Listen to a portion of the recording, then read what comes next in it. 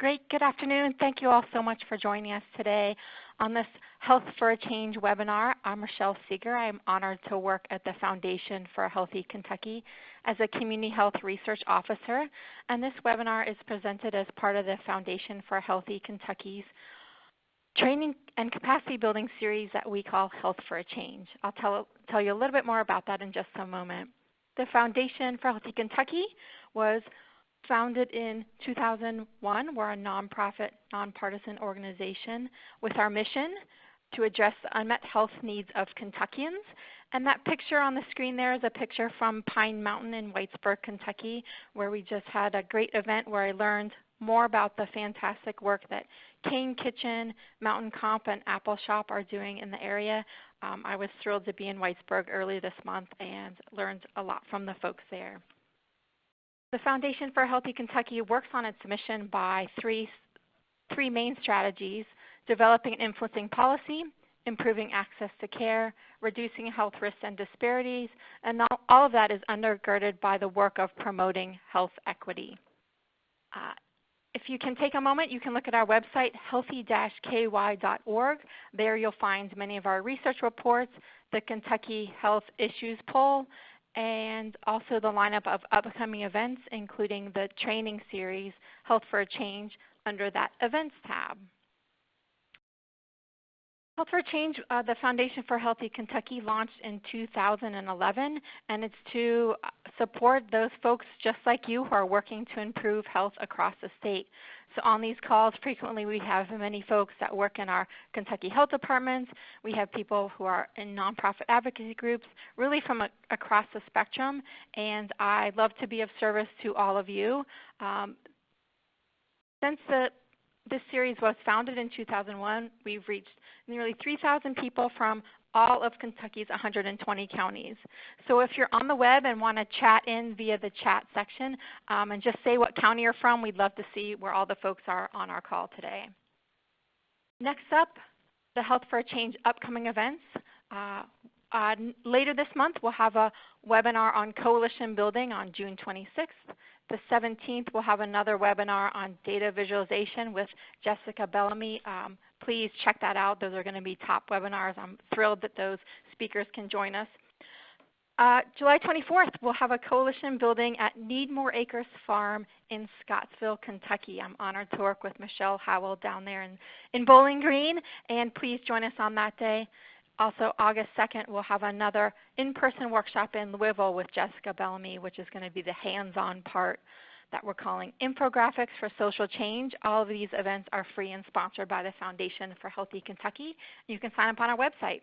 My final announcement today is please save the date. On November 15th, we will be in Erlanger, Kentucky. This is an event sponsored by Interact for Health and Foundation for Healthy Kentucky that we finally call Data Forum with the exclamation point. We will be highlighting many of the innovation works with health and health data across Kentucky and Ohio. So please do join us on November 15th and mark your calendar. Next up, one quiz question. Were you involved in outreach for the 2010 census in your Kentucky communities? So if you want to just mark your answer yes or no, we can see if there were folks on the call who were involved in 2010 census in Kentucky. Of responses. All right, let's see the answer. So most people, 86%, were not involved in the 2010 census. So I'm glad all of you are here today. We have a great lineup of speakers. Michelle Ellison from our Kentucky Partnership Specialist, Philadelphia Region Census Center from the U.S. Census Bureau will be on the call. Also joining us, we have Amy Swan, Senior Policy Analyst with Kentucky Youth Advocates, and also on our call today we'll be presenting Ryan New, Kentucky Council of Social Studies Immediate Past President, and K-12 Social Studies Instructional Lead with Jefferson County Public Schools here in Kentucky. A great lineup of speakers for you today, experts in their field. So now I'm thrilled to turn the call over to Amy Swan. Go ahead, Amy. Thanks, Rochelle. This is Amy Swan, and for those who aren't familiar, Kentucky Youth Advocates is a statewide child advocacy organization. We've been around for a little more than 40 years. We're nonprofit, nonpartisan, And we got involved in the 2020 decennial census efforts kind of in late 2017. It's been really eye-opening. We've learned a lot over the years, and we're happy to kind of share what we've learned with all of you today. And we really refer to the fact that there is a historical undercount of children in the decennial census is a 10-year mistake. When we get the count wrong, we don't have an opportunity to correct that until 10 years in the future.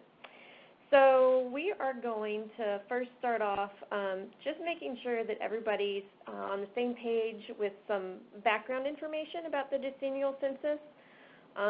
It is required by the U.S. Constitution. We have to count every resident, not just citizens. This has been going on since 1790. A couple of really major ways that the results of this decennial census are used. So number one, it determines how many representatives each state gets in the United States Congress. You might be interested to know that Kentucky actually lost a seat after the results of the 1990 census came out. It's also used to draw congressional and state legislative districts to account for population shifts that happen in between censuses. And more than 300 different federal programs rely on census-derived data to determine funding. So there's actually more than $800 billion in federal funds that flow to states, counties, towns, based on the results of the decennial census in some way, shape, or form. And then what I don't have a little clip art graphic for, but equally important, is that census data is also used for all kinds of planning. So to plan, roads and bridges, where to locate schools and hospitals and senior centers and emergency services. And the business community uses census data a lot to decide, where to locate their factories or stores, for market research, employee recruitment, etc.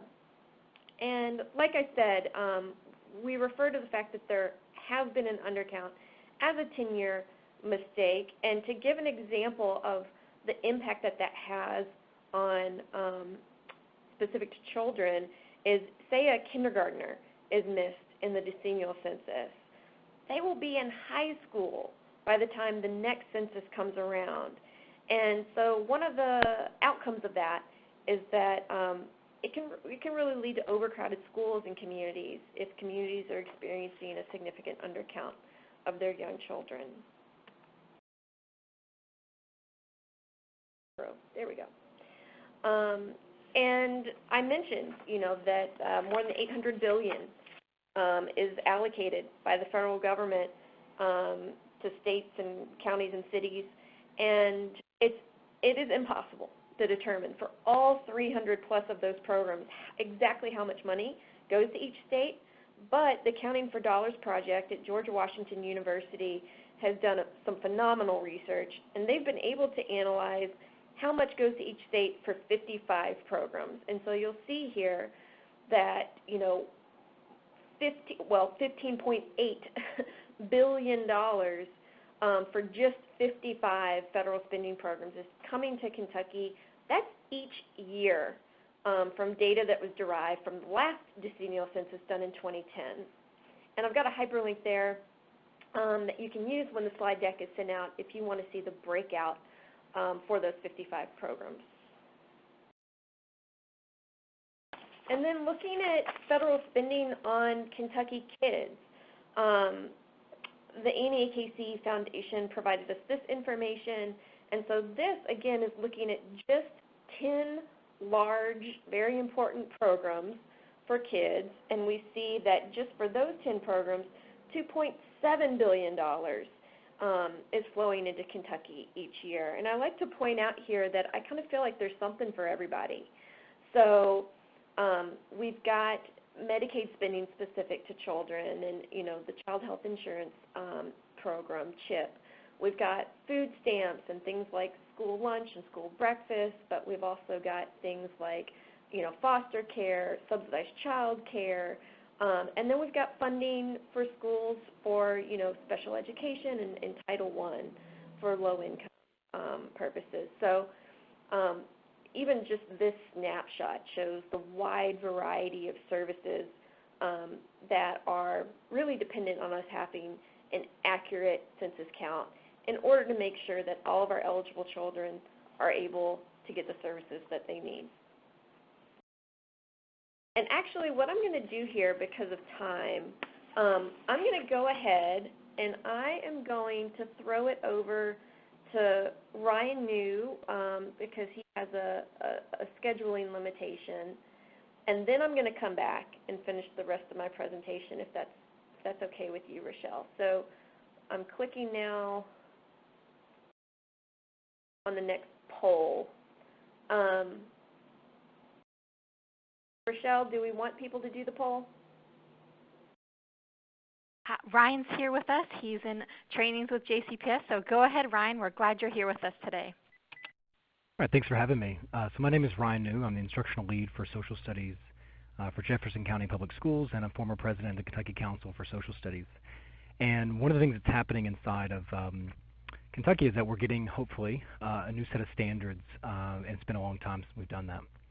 And the standards really shift how we think about education in social studies because it includes inquiry-based learning as a large part of this, so that the new curriculum and lessons that can be built from these standards can really sort of dive into a lot of different perspectives and issues that they never were able to before when Kentucky had 4.1 before. So where this enters into is that I was able to have the pleasure to meet multiple times with Michelle Ellison, who's also on the call. And she was talking about the importance of the census. I was able to meet with Amy as well. And one of the things that we're trying to do in Jefferson County is to figure out how can we give teachers quality materials that shows them not only just the process of something like inquiry, but also allows them to dive into something that's as important as the census. And so we are defining inquiry as essentially questions, tasks, and sources.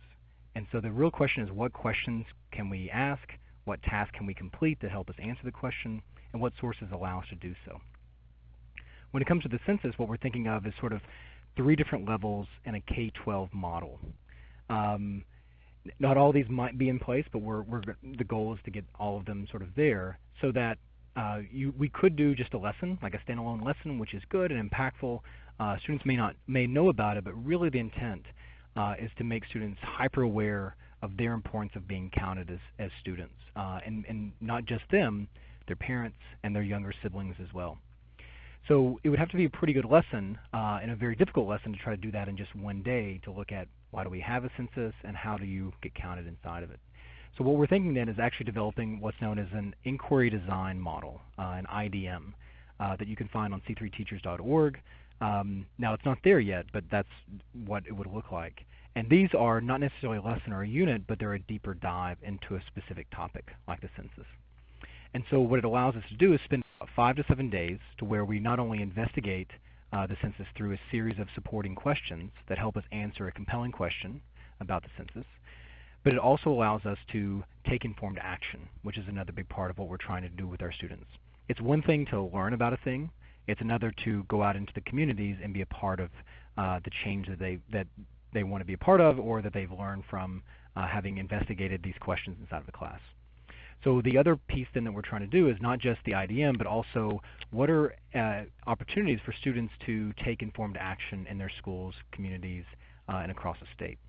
So for example, what that would look like is, after having investigated the background of what the census is and establishing its importance to all the things that Amy were talking about earlier and all the things that Michelle is going to be mentioning later, what do we need to do next, right? What do students need to do? It's not enough just for them to know it. So taking informed action really breaks things down as, what do we need to understand about the issue, or like the issue that we want to champion or the problem we seek to solve? How can we assess that? Meaning, what is the best avenue for moving forward with the issue or problem that we see? And what action can we take? So you can actually see a breakdown of this on beacitizen.org, which is a site that we're trying to, that's free and open for teachers to use, so they can take informed action this way. So one of the issues might be, let's say we run through this, as Michelle and I did, where you've got maybe, okay, so we have to understand the issue with the census. People are not being counted, and that's detrimental, not just not constitutional, but it's also problematic in a whole number set of ways. Okay, so let's assess. What can we do? What would be the most impactful way that students could come up with to make sure that they are counted in their classroom or to raise awareness about this? So students might say, the best way is to do a Twitter campaign to make sure people are aware of this. They might say, no, we need to be able to, depending on the level of student, maybe younger does one thing, right? Maybe they go to Facebook or Twitter or something, and maybe older students say, I actually want to get involved in this. I actually want to be somebody who can help volunteer if I can do it in that way. One thing that we came up with was, I remember my son came home and he wore this gigantic sticker, and it said, "Tomorrow's Picture Day." And how cool would it be if that was maybe one of the options for younger students that maybe actually that older students come up with, right? And so that our younger students across our district can go home that says, make sure that I'm counted, make sure my sisters and brothers are counted in the census. And so these are, although it seems maybe like small actions by students, but would have enormous impact in trying to raise awareness. The problem is that we may not all have the same solution in that, and that's exactly what inquiry and the taking informed action piece allows, is for a mode of multiple understandings and actions that could take place based upon how students understand, assess, and decide ultimately to act inside of it.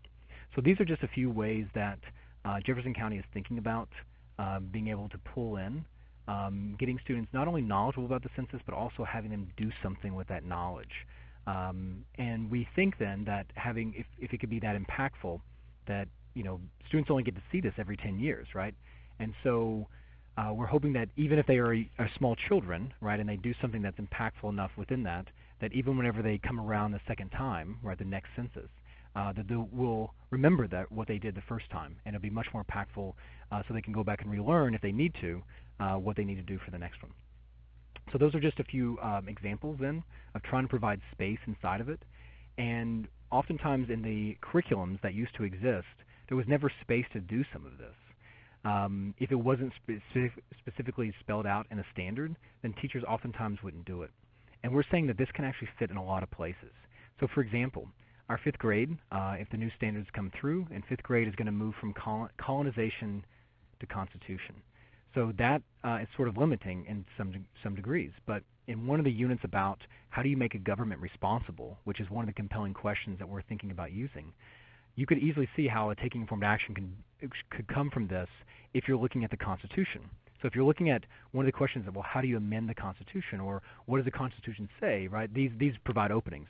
Thankfully, the census is already inside of it. So this would be a good example of saying, okay, so how does the Constitution impact our daily lives? Well, we've got a census and it's coming up in 2020. Let's take a look at what kind of taking informed action we might do so that we can continue having a government that is responsible, right, based upon representation and the way that's originally outlined in the Constitution. So that's just one way that, even though it doesn't seem apparent, that there's this sort of curricular content logic that connects the past with the present in a way that's super meaningful for students.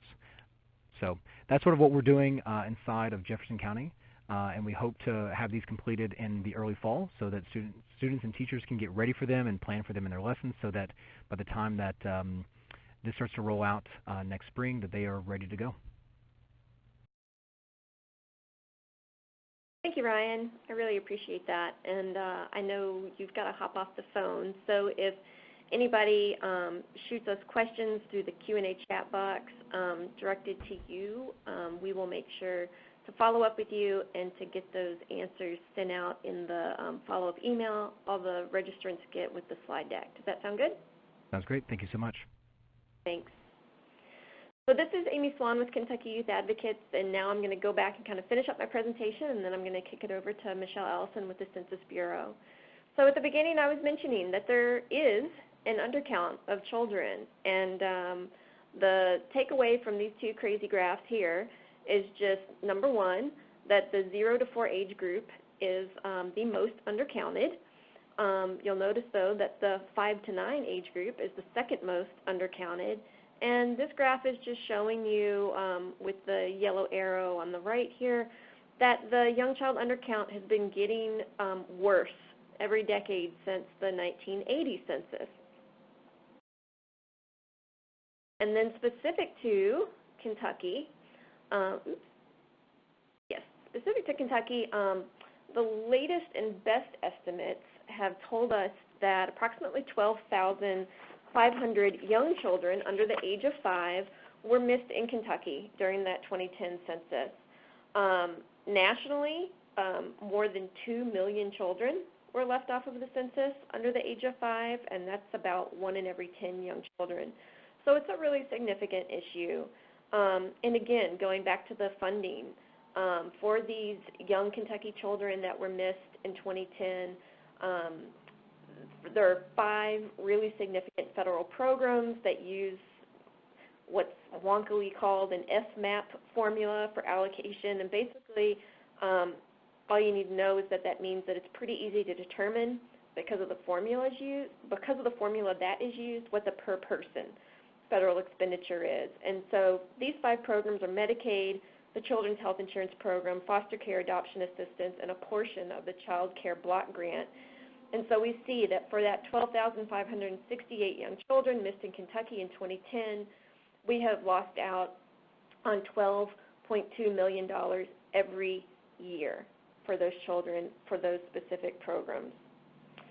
So it's a significant hit, especially for a poor state like Kentucky. We have more than 1 in every 5 children living in poverty, and so we really can't afford to be leaving any money on the table that we're due, and the only way to get it is through a complete and accurate count. So you might be wondering, why are so many children missed? There's a lot of factors, and I've got some hyperlinks at the end to some of the documents if you really want to delve more into this, but I'm going to just kind of summarize.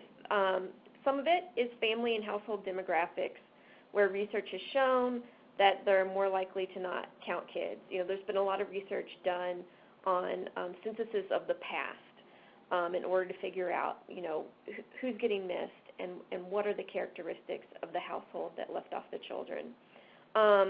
There's also just a lot of confusion by parents and caregivers on whether or where to count the kids in their lives. And there are a number of situations where households may think that their answers to the census could get them in trouble. And so some examples for that, in case you're kind of wondering what I'm talking about. So it could be children living with a grandparent in senior-only housing, where children aren't technically allowed. It could be a household that technically has more people living in the unit than their lease allows. It could also be, a mixed citizenship status family that's afraid that somehow that information is going to be shared with other government agencies and, lead to deportation of some sort.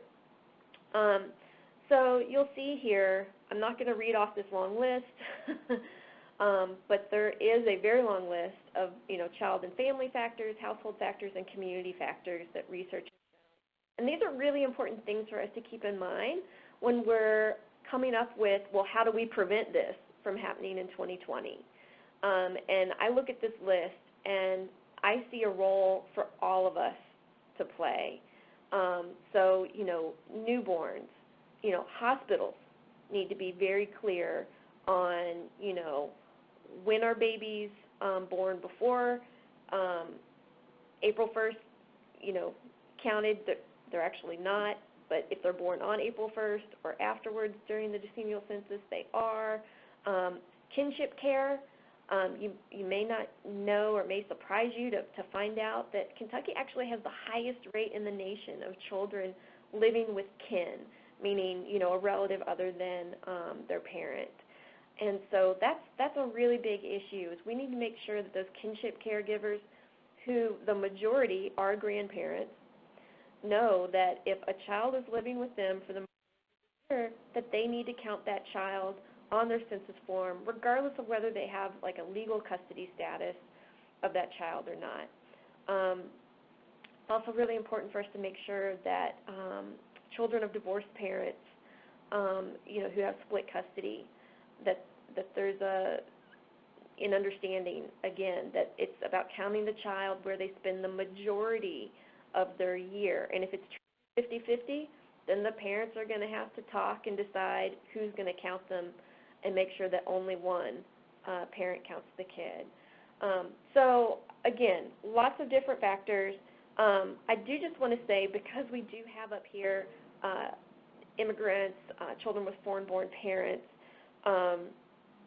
that most kids who live in immigrant families in the United States, the kids are actually U.S. citizens themselves. It's just that one or both of their parents, or maybe another relative in the household, such as an aunt or a grandmother, may not be a citizen. And so it's really important that we reach out to this population and make sure that they understand all of the confidentiality protections that are in place around the census, and that they also understand that the child is really going to lose out if they're not counted, because the U.S. citizen child is eligible for things like, going back to that list, the school lunch program and Medicaid, et cetera. And so the community is just not going to have adequate funding to serve them if the child's been left off. And so, again, kind of what can you do? Michelle is going to be talking about a very specific program that the Census Bureau has that's really targeted to schools, but there is something all of us can be doing, whether you work in a school or not. So first, one of the most important things you can do is share this knowledge with your colleagues and networks. I've been at Kentucky Youth Advocates for about 10 and a half years. I did not know until the Annie Casey Foundation started educating me in late 2017 that there has been a historical undercount of young children in the decennial census, and just the huge implications of that for our communities. So spreading the word is really important. Joining or helping start a local complete count committee, and I've got a slide next that's going to explain what I'm talking about there. Advertising the good paying flexible census jobs that are available. This decennial census is actually referred to as the largest peacetime mobilization in the United States. That's just how many people it takes to carry it off. And then also educate your community through voices and tailored messages. And so again, knowing, using that example I shared about mixed status families, it's really important to find out, who in our community has that trusted relationship with the immigrants and refugees, that can be that trusted voice to carry this message to them. The Census Bureau is the first to admit that as the government actor in this, it's not the trusted voice. So it's our responsibility as child advocates to find out who is that trusted voice in each community and make sure that they're tailoring the message that speaks to these hard-to-count groups that I listed. Then, like I said, Michelle's going to be talking about the Statistics in Schools program.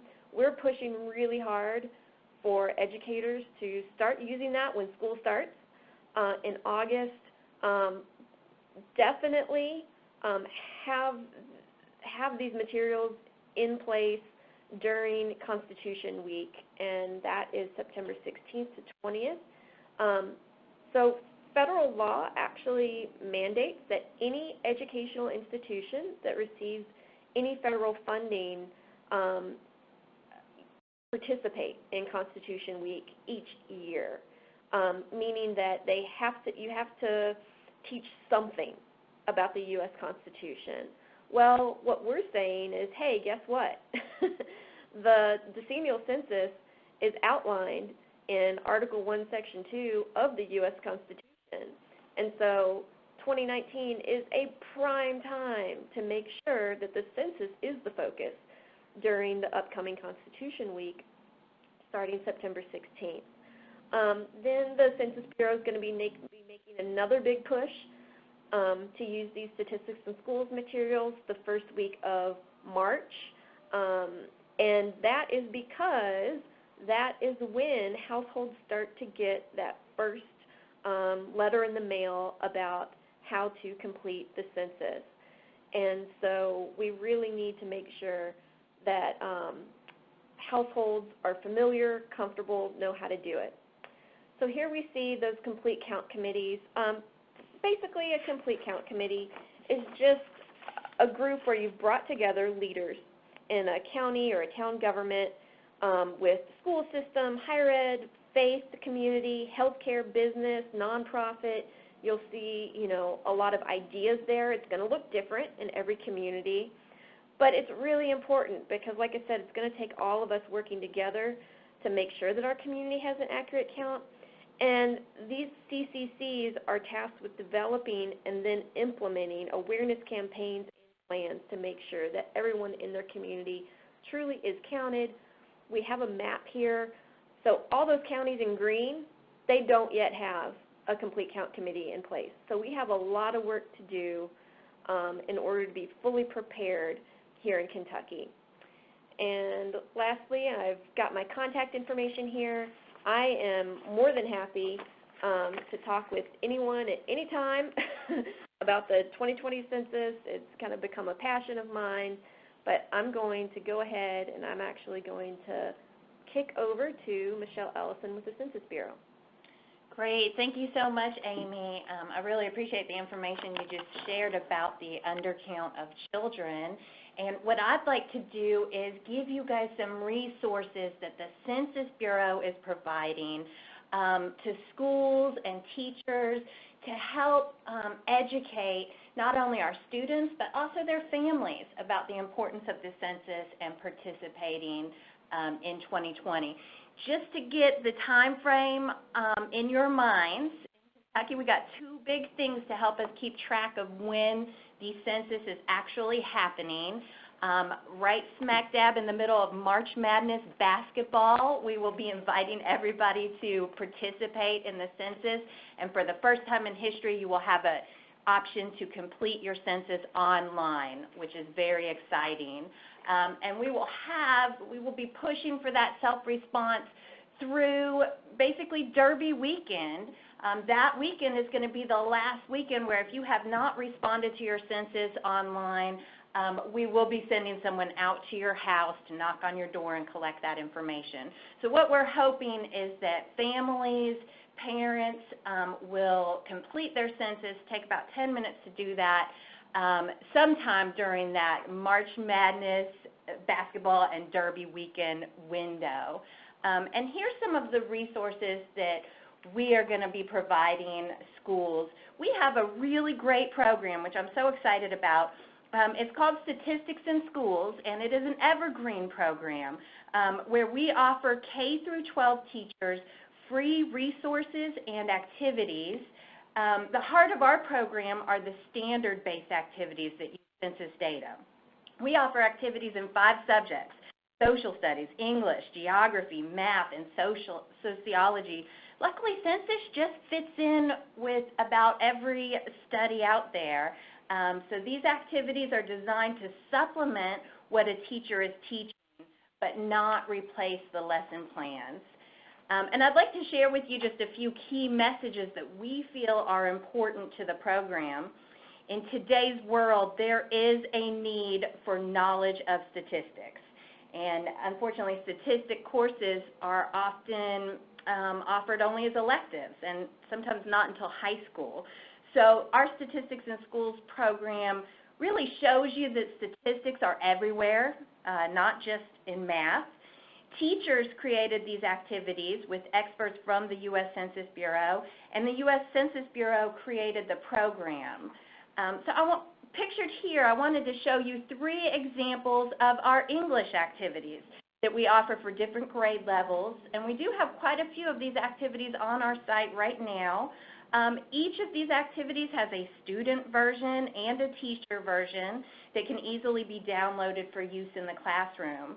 And also, each of these individual activities have targeted grade levels, and all of them come with a list of learning objectives and skills that align to current educational standards. So it's really important to point that out. The resources that we are offering, they are aligned with the current educational standards. We also, I skipped one. We also have an example here of 3 of our history activities that we offer. Native American Dwellings, which teaches kids about teepees. Primary source analysis, where here students examine tables of data from the 1820 census to understand the implications of the Missouri Compromise. And also a political cartoon about the 1920 census to better understand how the census was related to the progressive movement of the early 20th century. Now on to our math activities. We have a wide variety of math activities available with the latest census data. Students can learn about fractions, bar graphs, percentages, while they work with the population and marriage and walking to work and more. And here's a few pictures of our sociology activities. Other examples include our analysis of the millennial generation activity, which isn't pictured here. But with that, students actually look at data showing how the millennial generation differs from other generations. So they'll analyze and evaluate the social changes in that data. And last but not least, I wanted to share some of the fun and challenging geography activities that we have for teachers.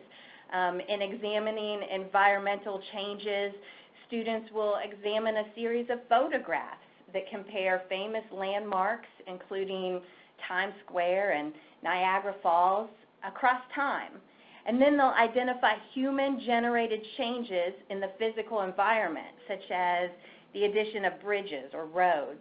And students will also examine U.S. Census population and housing data to see how population changes can contribute to changes in the physical environment. So we have several additional resources on our Statistics in Schools site as well. We call it SIS for short. And what you'll see here is some images of those. There are warm-up activities, maps, videos, news articles, games, fun facts. All of these are free for teachers to use. We just need to direct our teachers to these resources so they can start figuring out how they're going to implement them into their 2019-2020 curriculum. For example, Everybody Counts is one of the games that we offer, and it's a storybook for kids that can easily be downloaded from our website. Another great example is the amazing apportionment machine.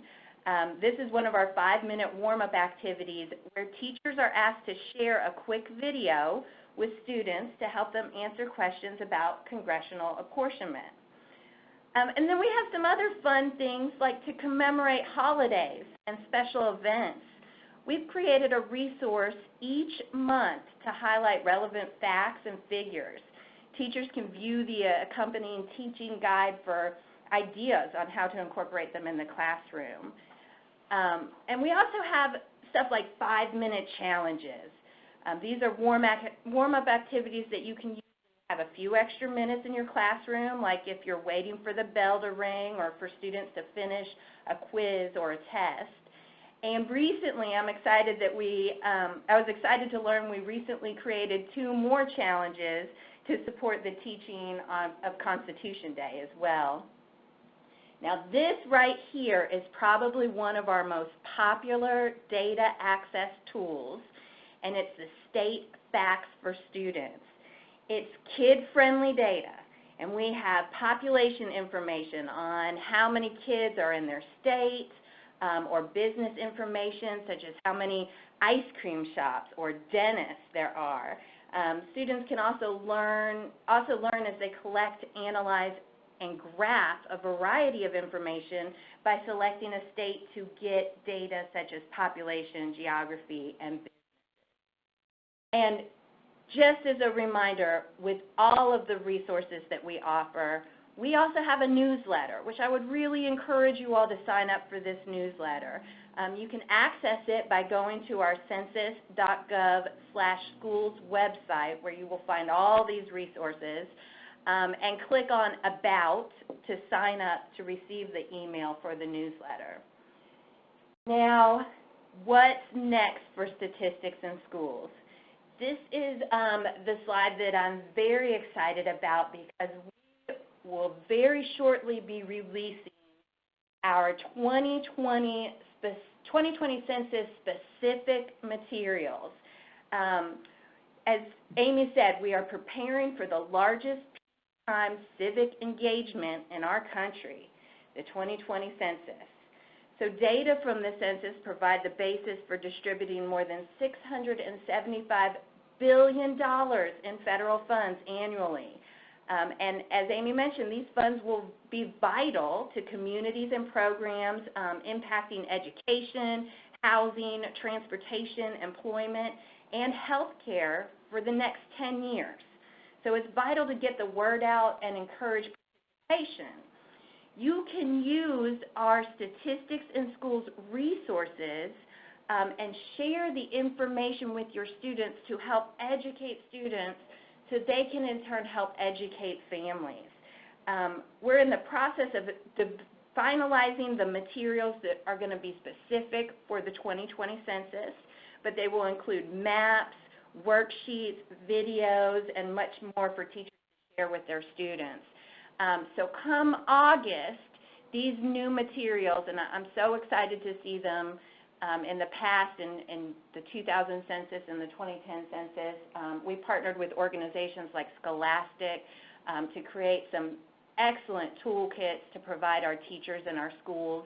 So these are going to be released in August, and as Amy mentioned, in September, for Constitution Day, we think this would be a perfect time to sort of direct our teachers to the resources that are available so they can start familiarizing themselves with these teaching tools and thinking about ways that they can implement them as it gets a little closer to census time. So Constitution Day is going to be about 6 months out from census time. Around the holidays, we'll be releasing some videos that can be shared at schools. And then in March of 2020, again, March and April, that's the go time for the census. March is when we're going to start delivering invitations for everyone to participate in the census. And the week prior, we're going to ask schools across the nation to devote 1 week called Statistics in Schools Week to really educate students just before those invitations start being received by every household across America. So Census Day is actually April 1st, and yes, that is April Fool's Day. It has been that way for a while, for several decades.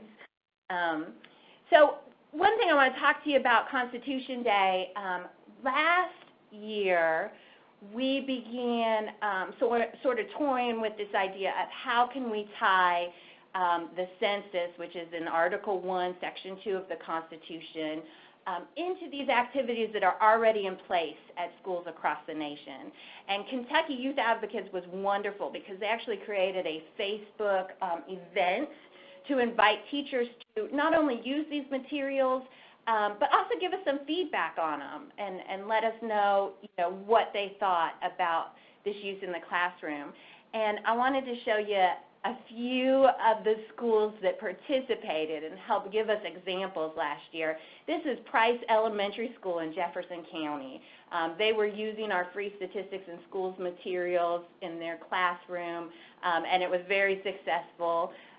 Also in Letcher County, which is one of our farthest eastern Kentucky counties, their elementary school really got involved with this idea, and they utilized our materials not only in their kindergarten classrooms, but first grade, second grade, and third grade. In Lexington, Bryan Station High School in Fayette County was one of the schools that also participated, and they used Constitution Day as an opportunity to ask students, what is the point of the census, and gather their results and give them sort of a Census 101 so they can start thinking about how important this is to their communities, that we get an accurate count. And one thing I'm really excited about, too, is this census, because the undercount of children we have such specific data to for the 0 to 4 age group that is the largest undercounted age group across America.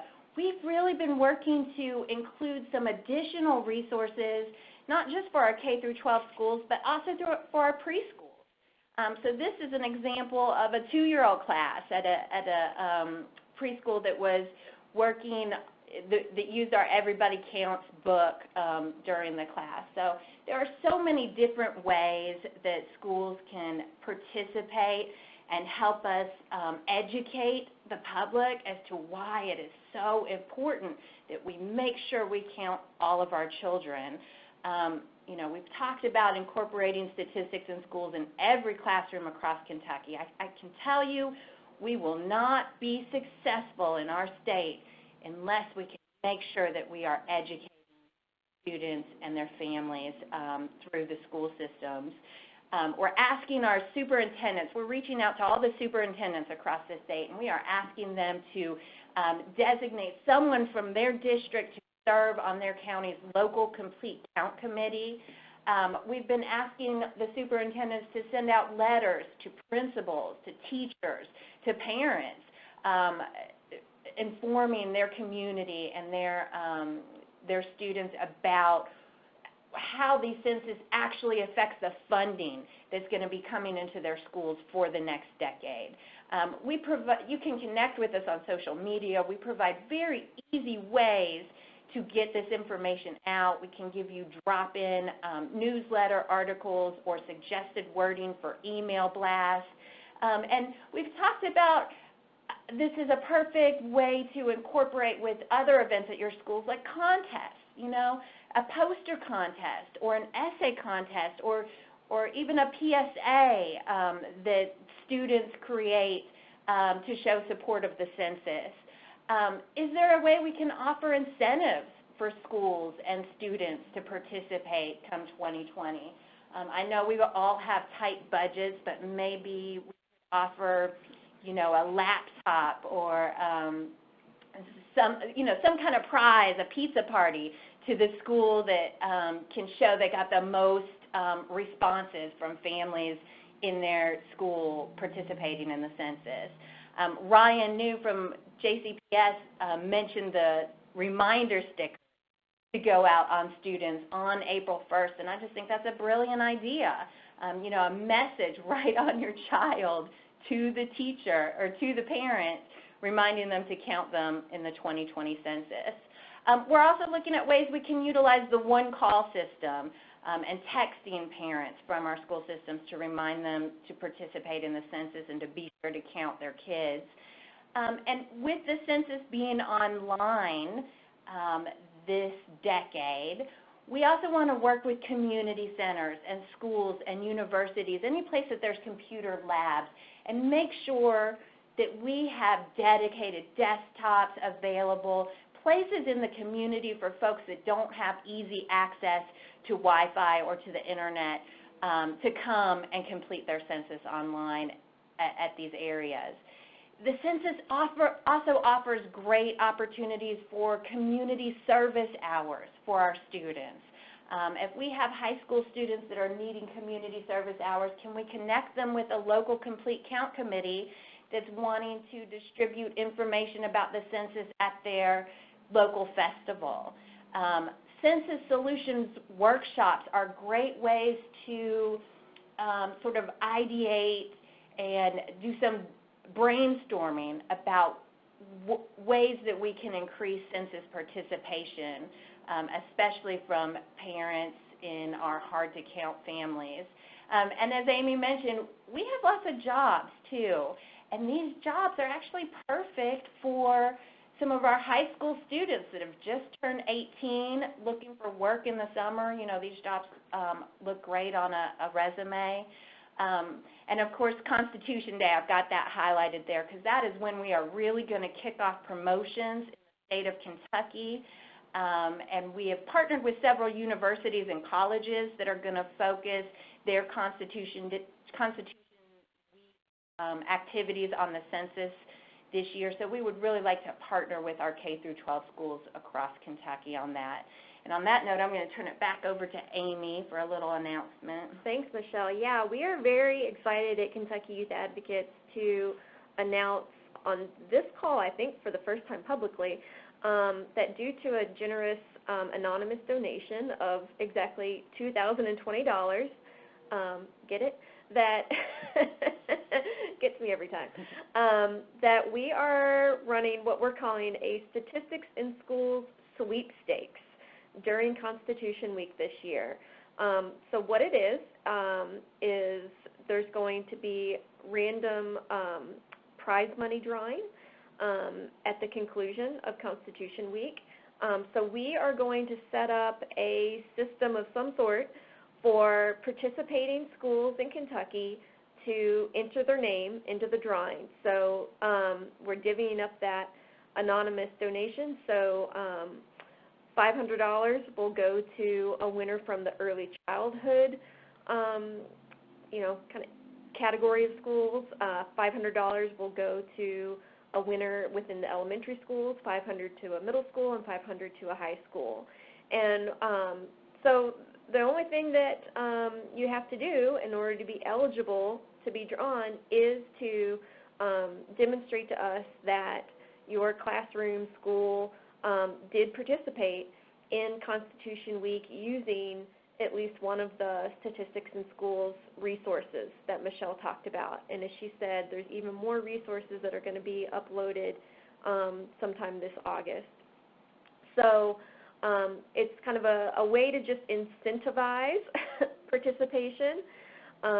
If you're a elementary school, you have a shot at winning $500 for your classroom. So, you can use that as you see fit, whether it's to, get a laptop for the classroom or, go on a field trip or have an ice cream party, etc.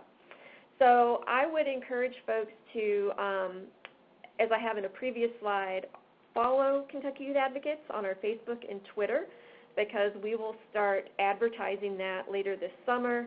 And like I said, set up some sort of portal for people to send in their submissions. Rochelle, thanks so much, Amy. This is Rochelle again. We're wrapping up the call. Michelle, I had a question for you. On our webinars and in our Kentucky communities, I've seen a lot of different sectors involved. The schools, obviously, we had media, we have, I've seen some health departments, nonprofit sector definitely is involved with doing this outreach. What sector would you like to see involved more in outreach for 2020 census? Who do we want to see involved more? Honestly, probably our elected officials. I would really like to see, as that map that Amy showed earlier of where our complete count committees are established. These committees are being established by our highest elected officials in every county, and we've got several happening already in western Kentucky, but many of our eastern Kentucky counties that really need to be counted, that really need a complete and accurate count the most, have not yet got started with this process. So for all the folks that are on the phone and for all the folks that are interested in helping ensure a complete and accurate count, I would say the first thing and the best thing they could do is reach out directly to their county judge executive, reach out directly to their mayor's office, and let them know that they want to be involved. We are reaching out to these elected officials. The Census Bureau staff is doing that. But to hear from the local folks in their community that this is important and that this matters just might get them motivated to get this committee in place. And again, the big reason why we need a local complete count committee in every county of Kentucky is quite simply we are asking these folks to localize the message to their community. So what works in eastern Kentucky is not going to be what works in western Kentucky. It's not going to be what works in our big cities. And that's why it's important to have all these folks around the table in every county really trying to prepare for success in 2020. Great. Thanks so much, Michelle. Again, this is Rochelle Seeger here at the Foundation for a Healthy Kentucky. Honored to support this webinar today. Thanks everyone for joining us. Especially thanks to our presenters who have a breadth and depth of knowledge that we only touched on today. Michelle Ellison with the U.S. Census Bureau, Amy Swan, a Kentucky Youth Advocate, and Ryan New, the social studies teacher with Jefferson County Public Schools. My thanks to each of them for joining us. I will send you, all of our participants, a survey today via email this afternoon. I would love your feedback. It's just a few questions. Feedback on today's webinar if you had additional questions you need answers to. And also this training series, Health for a Change, is to be of service to the people of Kentucky who are working to improve the health of all Kentuckians. I welcome your suggestions for future events or training topics. I'd be honored to be of service to you in the future. Foundation for Healthy Kentucky social media presence. I tweet out of Kentucky Health Facts for the Foundation, and the Foundation Twitter is HealthyKY. You can see our Facebook page and also our data page, KentuckyHealthFacts.org. Thank you again to our speakers and to each of you for joining us today.